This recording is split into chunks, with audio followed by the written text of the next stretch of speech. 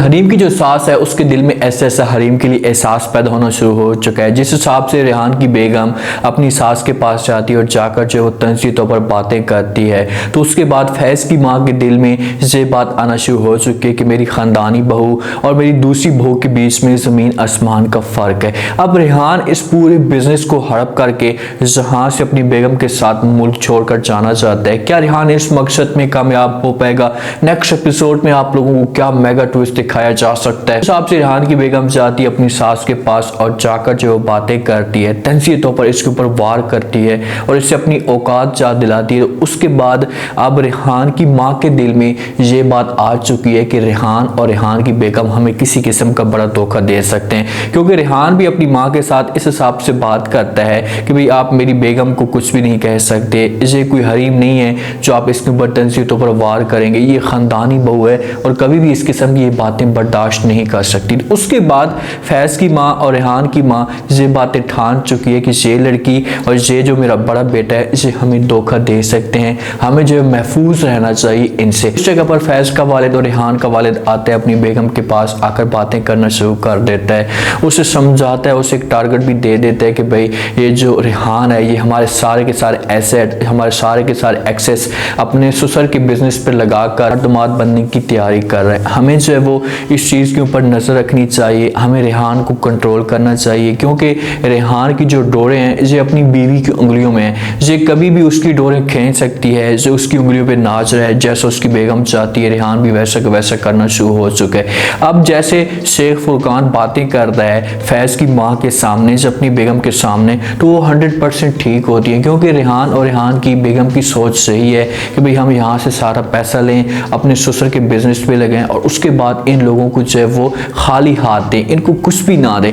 रेहान इसी वजह से हरीम को भी यहाँ पर निकालने की कोशिश कर रहा था, क्योंकि जिस वक्त हरीम जाएगी तो उसके बाद लाजमी तौर पर फैज़ के दिल में एक टेंशन आ जाएगी, वो अपने आप को बिजनेस से दूर कर देगा, तो इस चीज़ से रेहान फ़ायदा उठाने की कोशिश करेगा। लेकिन आगे से जो रेहान की माँ है ये भी बड़ी तेज़ है, तो ये कभी भी ये चीज़ें बर्दाश्त नहीं कर सकती। वो जाती है फैज़ के पास, फैज़ अपने आप को कमरे के अंदर बंद कर लेता है, ना किसी के साथ बात करता है, ना ही जो वो अपने बिजनेस को टाइम देता है, वो तो जॉब करने की जो तैयारी कर चुका होता है। लेकिन माँ उसके पास आती है, इसे समझाने की कोशिश करती है और कहती है कि बेटा जॉब जो है ये तुम्हारा पेशा नहीं है, तुम शेख फुरकान के बेटे हो, तुम बिजनेस को देख सकते हो, बिजनेस को संभाल सकते हो, आप ये जॉब ना करें। माँ पूरी कोशिश कर रही है कि जो बिजनेस है ये रेहान से लेकर फैज़ के नाम कर दिया जाए और सारे बिजनेस को फैज़ ही देखे। आगे से जो है वो फैज़ इनकार कर देता है अपनी माँ को, उससे कहते हैं कि माँ जी मुझे जो इस बिजनेस में किसी किस्म की कोई इंटरेस्ट नहीं है और ना ही मैं इसमें इंटरेस्ट नहीं रखना चाहता हूँ, मैं जॉब भी करूँगा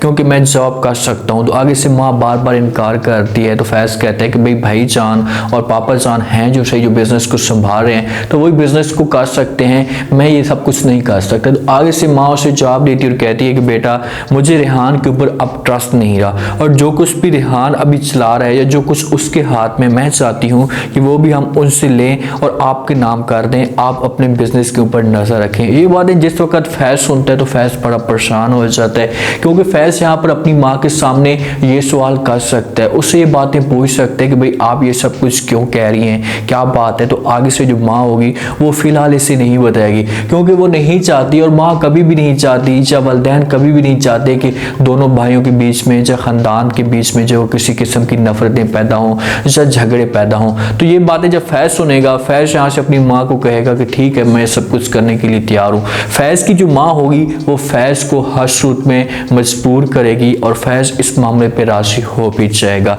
और बाद में ऐसा जिस वक्त फैज़ जाएगा तो फैज़ के बाद जो असली कहानी शुरू होगी, क्योंकि रेहान जब फैज़ को देखेगा उससे ये चीज़ें बर्दाश्त नहीं होगी, तो वो किसी तरीके से अपनी माँ के सामने, अपने वालिद के सामने बहाने बनाने की कोशिश करेगा, उससे कहेगा कि माँ ये अभी सब कुछ क्या कर रही हैं, फैज़ बिजनेस को नहीं चला सकता, ये पहले भी ज़हनी तौर पर बड़ा परेशान है, तो ये सब कुछ कैसे कर सकता है। रेहान अपनी तरफ से ऐसी ऐसी बातें करेगा कि फैज़ को किसी तरीके से दूर किया जाए, और रेहान सबसे जो बड़ी गलती यही कर रहा है कि वो फैज़ के बारे में अपने वालिदैन को मना करने की कोशिश करेगा, तो इस तरीके से रेहान की जो साजिशें होंगी वो पकड़ी जा सकती हैं। उनकी असलियत तो वैसे भी अपने वालिदैन के सामने आ चुकी है और वो आपस में इस मौजू पे डिस्कस भी कर चुकी है, लेकिन ये बिजनेस जहाँ से लेकर लाजमी तौर पर जाएगा और अपनी माँ को औकात दिखाएगा और ऐसे ऐसा ऐसा माँ के दिल में जो वो हरीम के लिए एहसास पैदा होगा कि यार मैं इतना कुछ करती थी उसके साथ, इतनी बातें उसे सुनाती थी, लेकिन वो कभी भी मेरे साथ बदतमीजी के साथ बातें नहीं करती थी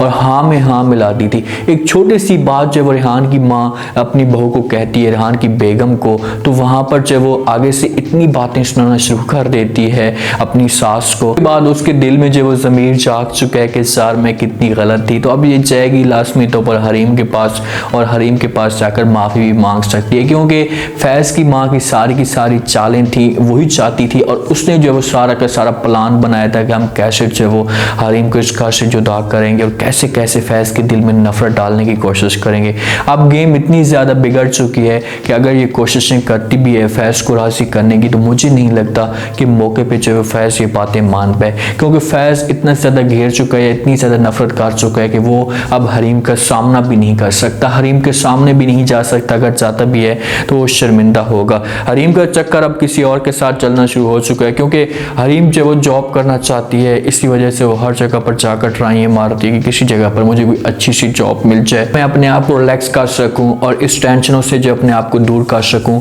तो वो जाती है जॉब के लिए, तो वहाँ पर जो वो जल्दी से निकलती है तो कुछ जो डॉक्यूमेंट्स होते हैं वहाँ इसके वहीं पर रह जाते हैं, तो वो इसके घर आता है डॉक्यूमेंट्स लेने के लिए, दरवाजे पे दस्तक देता है, आगे से जो हरीम निकलती है, हरीम और उसके आपस में बातें होना शुरू हो जाती हैं। वो उसे डॉक्यूमेंट्स देता है और कहता है कि भाई आप वहाँ से जल्दी से उठी थी तो मुझे डॉक्यूमेंट्स मिले थे, मैंने सोचा कि कोई इमरजेंसी या कोई अहम डॉक्यूमेंट्स हो सकते हैं, तो इसी वजह से आपको जो है यहाँ पर देने के लिए आ गया। अब इन दोनों की आपस में कहानी चलना शुरू हो जाएगी और ये दोनों एक दूसरे के साथ अच्छा वक्त गुजारेंगे और ये हरीम इस जगह पर भी गलती कर सकती है और ये सारे के साथ जैसों का सबूत फैज़ के पास रहेंगे। फैज़ अपनी आंखों के साथ देखेगा तो उसके बाद जो फैज़ के दिल में और भी ज़्यादा जो वो हरीम के लिए नफरत पैदा हो जाएगी और इनके आपस में तलाक तक भी बात जा सकती है, सिर्फ और सिर्फ गलत फहमी की वजह से। ये दोनों बैठकर एक दूसरे के साथ बात करते तो हो सकता है कि मामलात जो वो सेट हो जाते और दोनों एक दूसरे को किसी हद तक समझ जाते, लेकिन ऐसा कभी भी नहीं होगा कि दानिश बीच में ऐसी नफरतें डालने की कोशिश करेगा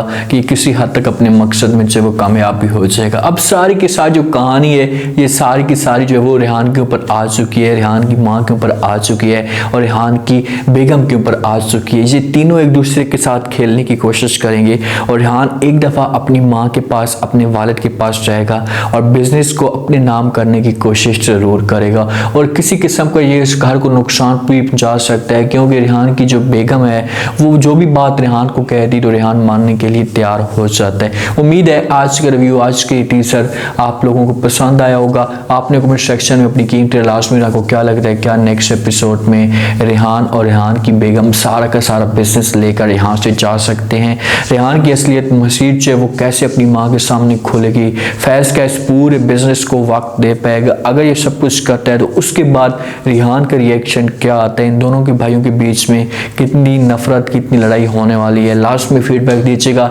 चैनल को लास्ट में सब्सक्राइब कर दीजिएगा। शुक्रिया।